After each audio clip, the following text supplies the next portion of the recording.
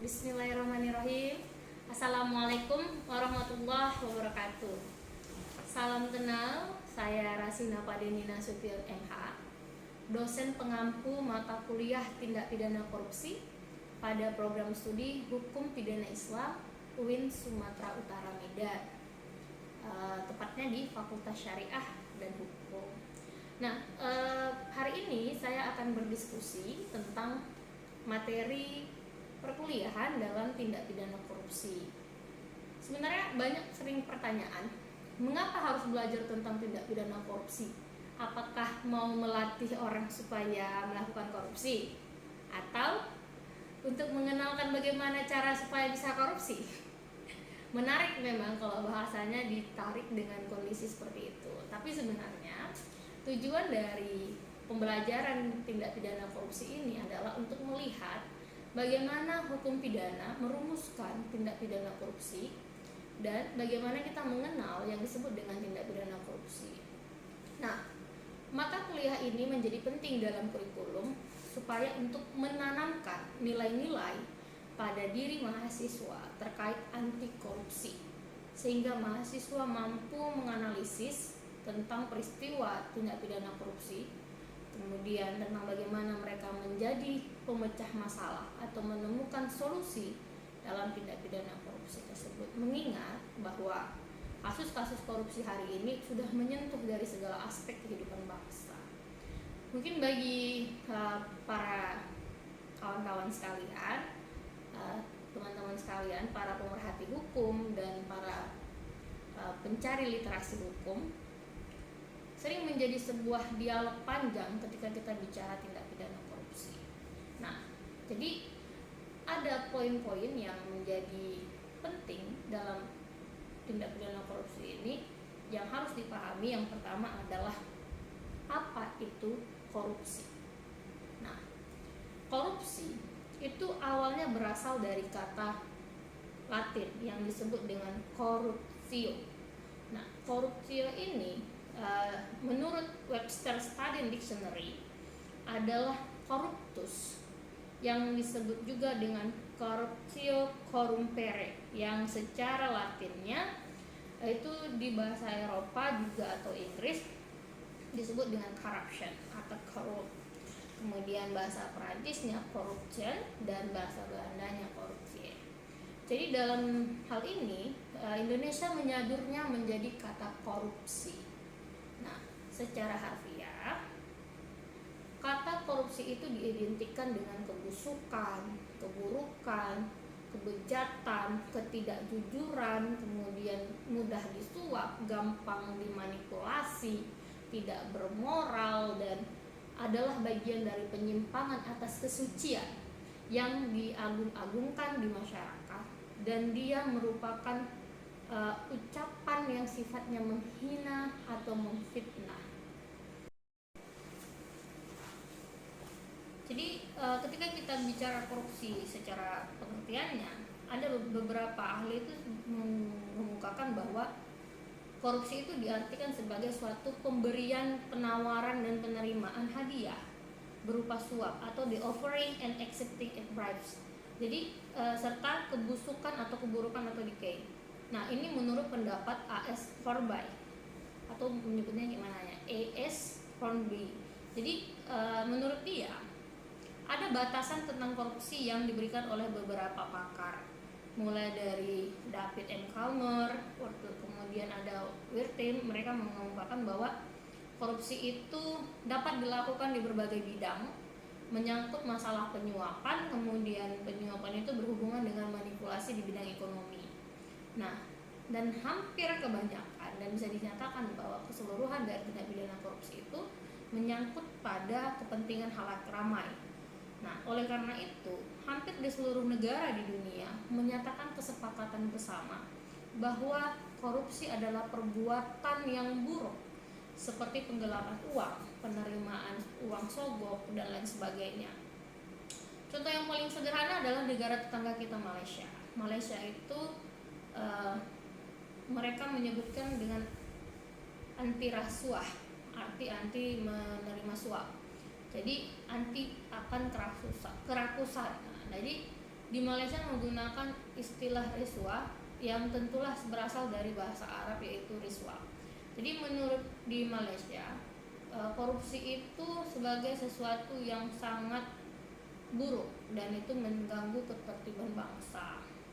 Jadi sebenarnya sama yang di Indonesia sendiri, korupsi itu juga menjadi satu hal yang dianggap sebagai kejahatan. Oleh karena itu, korupsi itu diklasifikasikan sebagai extraordinary crime. Nah, abad ke-21 ini, United Declaration Convention Against Corruption yang disahkan konferensi diplomatik di Merida, Meksiko tahun 2003. Jadi di situ dalam konvensi PBB itu para lembaga-lembaga dan negara-negara yang bertemu secara internasional atau juga disebut sebagai masyarakat internasional itu prihatin dan merasa memandang sangat serius dan gawat masalah-masalah dan ancaman-ancaman yang melemahkan lembaga-lembaga, nilai-nilai institusi kenegaraan, etika, moral, dan keadilan yang dia mempengaruhi pada supremasi hukum yang ada. Nah, oleh karena itu perlu diyakini bahwa suatu pendekatan itu harus dilakukan secara komprehensif dan multidisipliner untuk mencegah dan memerangi tindak pidana korupsi secara efektif. Berdasarkan latar belakang tersebutlah Indonesia akhirnya melakukan sebuah upaya dengan melahirkan Undang-Undang Tindak Pidana Korupsi tahun 1999. Nah, kemudian dirubah tahun 2002. Nah, upaya ini Indonesia harapkan dengan perumusan undang-undangnya, yaitu pencegahan dan pemberantasan tindak pidana korupsi, adalah supaya Indonesia mampu mengkanter, menindak dan melakukan upaya terhadap pencegahan tindak pidana korupsi.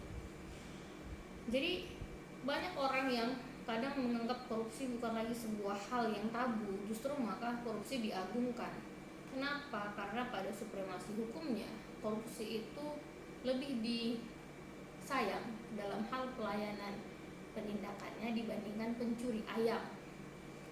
Ibarat kekecewaan masyarakat terletak hukum itu tumpul ke atas, tajam ke bawah.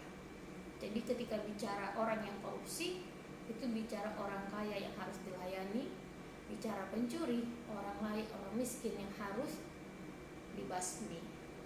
Nah, memang ketika kita bicara pada election fraud, adalah korupsi yang berkaitan langsung dengan kecurangan pemilihan umum. Nah, inilah yang sering paling banyak kelihatan di Indonesia hari ini pasca pemilu.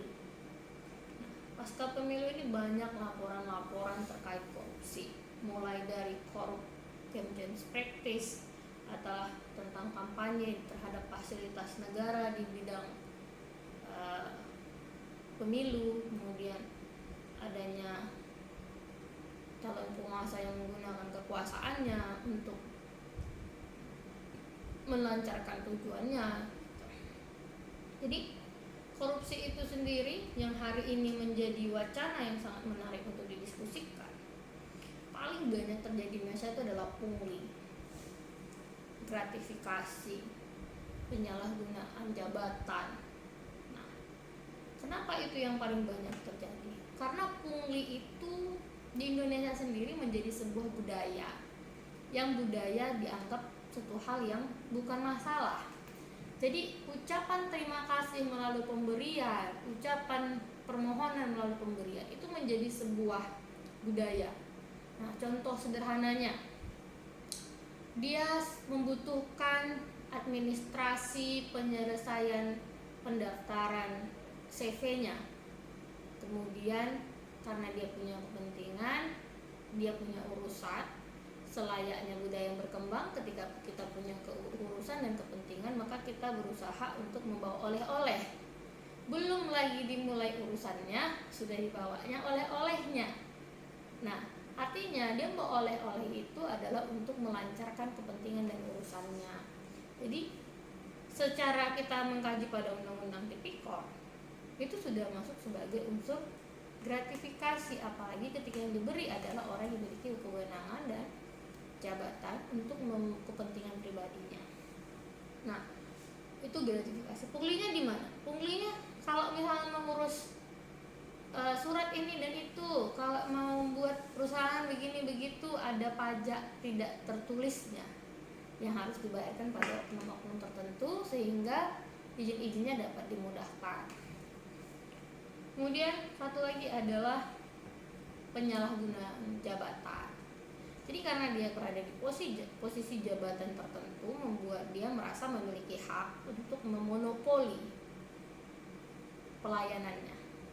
Jadi tergantung dia siapa yang mau dilayaninya. Padahal kita pahami bahwa tindak pidana korupsi ini umumnya dilakukan oleh pejabat publik.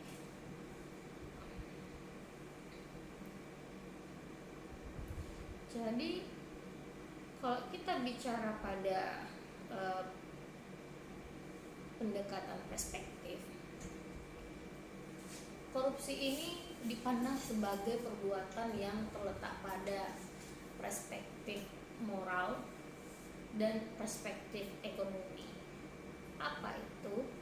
Ketika perspektif moral itu yang dipakai, segala sesuatu yang merusak moral atau yang mencerminkan kerusakan moral itu adalah korupsi.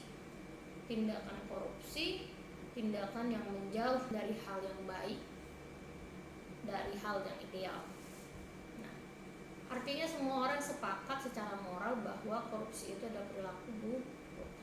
Nah, ketika kita bicara pada pendekatan perspektif ekonomi, maka kita bicara tentang pembayaran dan pengeluaran yang tidak pada semestinya atau seharusnya, dan tidak ada aturan hukum yang berlaku mengatur mengenai pembayaran tersebut, tapi dikeluarkan kosnya itu dibayarkan kepada seorang. Nah, satu lagi adalah perspektif politik. Pada perspektif politik, korupsi itu merupakan penyalahgunaan kekuasaan publik atau kekuasaan politik untuk memperoleh keuntungan pribadi. Nah, hari ini kita ketemu dengan sebuah kasus yang sangat menarik, yaitu 271T. Luar biasa, melampaui jumlah APBD beberapa kabupaten kota, bahkan provinsi. Untuk itu sangatlah memang perlu mempelajari mata kuliah tindak pidana korupsi ini. Jadi pengaturan tindak pidana korupsi itu terdiri dari beberapa unsur. Pertama, ketika kita bicara dia undang-undang tindak pidana korupsi, maka kita bicara tentang pada unsur yang pertama adalah merugikan keuangan negara. Terus yang kedua, perekonomian negara. Kenapa harus berukur pada negara? Karena memang ini bicara tentang kepentingan publik. Kalau dia kepentingan pribadi itu namanya pencuri. Nah, kemudian apalagi yang menjadi pengaturannya adalah menghambat pembangunan nasional serta pelanggaran terhadap hak-hak sosial dan ekonomi masyarakat secara luas. Dan apa yang menjadi fondasi akhirnya adalah tindak pidana korupsi itu ancaman terhadap prinsip-prinsip demokrasi. Ada beberapa tipologi dalam tindak pidana korupsi. Yang pertama disebut tindak pidana korupsi murni, kedua tindak pidana penyuapan, kemudian tindak pidana penggelapan, tindak pidana pemerasan dalam jabatan, tindak pidana gratifikasi, tindak pidana berkaitan dengan pemborongan, leveringsir dan tekanan, serta percobaan pembantuan dan pemufakatan jahat. Ya, selanjutnya adalah tindak pidana menghambat atau menghalangi proses peradilan atau obstruction of justice. Nah, contoh yang terakhir ini yang pernah kita lihat sangat menarik adalah kasus seorang jenderal besar di Indonesia yang terlibat kasus pembunuhan berencana yang melibatkan sebuah institusi besar sekelas Polri yang melakukan obstruction of justice yang dilakukan oleh perwira-perwira kepolisian. Nah, perbuatan-perbuatan mereka itu masuk dalam tindak pidana korupsi yang sifatnya masuk pada tipologi obstruction of justice. Jadi secara pengertian tersebut dapat kita lihat bahwa kriminalisasi dalam tindak pidana korupsi ini pada pasal 2 Undang-Undang Tipikor ada beberapa unsur yang harus dipenuhinya. Yang pertama adalah melawan hukum, kedua adalah perbuatan itu memperkaya diri sendiri ataupun orang lain maupun korporasi, dan yang ketiga adalah dapat merugikan keuangan negara atau perekonomian negara. Berapa lama di penjara kalau orang korupsi? 4 tahun maksimal, 20 tahun, dan denda 200 juta maksimal 1 miliar. Terus kalau korupsinya di atas 271 T, dendanya berapa? Nah, inilah yang akan menjadi bahasan berikutnya tentang pemidanaan dalam tindak pidana korupsi. Jadi untuk hari ini diskusi kita tentang pidana korupsi hanya sebatas pengantar, mengenal apa sih itu tindak pidana korupsi secara umum. Baik, itu dulu ya. Terima kasih atas perhatiannya. Sampai jumpa pada video berikutnya. Assalamualaikum warahmatullahi wabarakatuh.